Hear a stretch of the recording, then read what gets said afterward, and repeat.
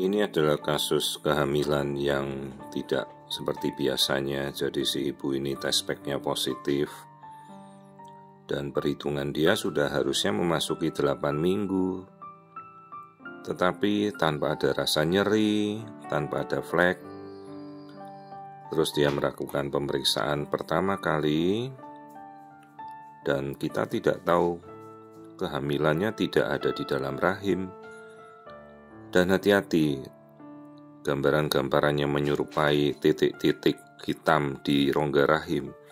Itu bukan kantung kehamilan, itu adalah bekuan darah. Istilahnya menyerupai pseudo-gestational sac atau kantung hamil palsu. Tapi test packnya sendiri positif dan dia ada mual. Lalu di mana kehamilannya? Karena harusnya janin sudah terlihat kalau 8 minggu. Ini kita melihat sisi ovarium, sebelah sisi ovariumnya tampak normal. Ini ovarium pada sisi kiri. Terus kita beralih, lalu apa ini di sisi adnexa kanan atau sisi indung telur kanan? Tepat di samping ovarium, itu ovarium yang normal, yang kita tunjuk itu ovarium. Lalu di sebelah ovarium apa ini? Ada detaknya, itulah embrio, janin yang berdetak hidup di luar di luar kandungan pada sisi tuba kanan dan belum pecah. Umumnya kasus-kasus seperti ini sudah harusnya pecah dari kemarin-kemarin. Inilah kehamilan ektopik yang masih bertahan di luar rahim dan hidup. Bahkan janinnya berkembang dengan bagus, memasuki 8 minggu. Corpus luteum itu adalah ovarium dari sisi di mana dia melakukan ovulasi.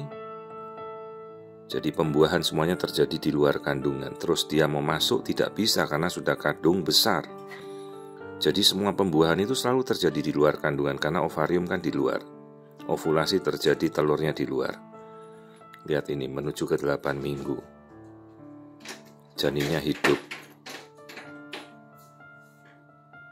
Kemudian akhirnya apa yang harus dilakukan ya, meskipun keinginan dari orang tua untuk mempertahankan kehamilan ini, secara medis tidak diperbolehkan.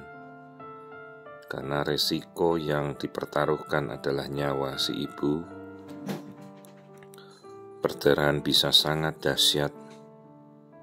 Dan itu sudah kita alami berkali-kali kondisi kehamilan ektopik yang pecah tiba-tiba. Jelas ibunya tidak akan berpikir bahwa dia hamil di luar kandungan. Karena tidak ada gejala-gejalanya sama seperti orang normal hamil biasa. Ada mual, janinnya berkembang bagus, janinnya hidup. Dan tidak ada peluang hingga saat ini meskipun hamilnya bagus berada di luar rahim, terus kita berharap untuk memindahkannya ke dalam rahim. Itu tidak dimungkinkan. Jadi setelah kita mengedukasi, janin ini yang kita lihat detak jantungnya ada, janinnya bagus. Sementara ibunya ini kehamilan pertama yang sudah belasan tahun menunggu.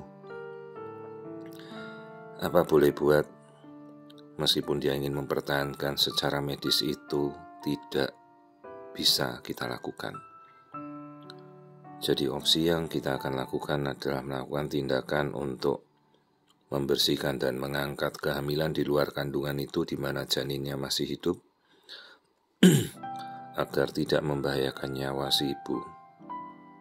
Jadi ini ada contoh kehamilan luar kandungan atau kehamilan ektopik dengan janin yang berkembang normal, janinnya hidup, itu bisa kita lihat yolsaknya semua berkembang normal. Inilah yang menjadi cikal bakal apabila janin itu kelak bisa berkembang sampai besar apabila tidak diketahui, dan ada kasus seperti itu. Kehamilannya menempel pada usus, kemudian menuju ke arah permukaan daerah rongga perut menuju ke arah liver, bahkan plasenta bisa tertanam di arah abdomen atau perutnya.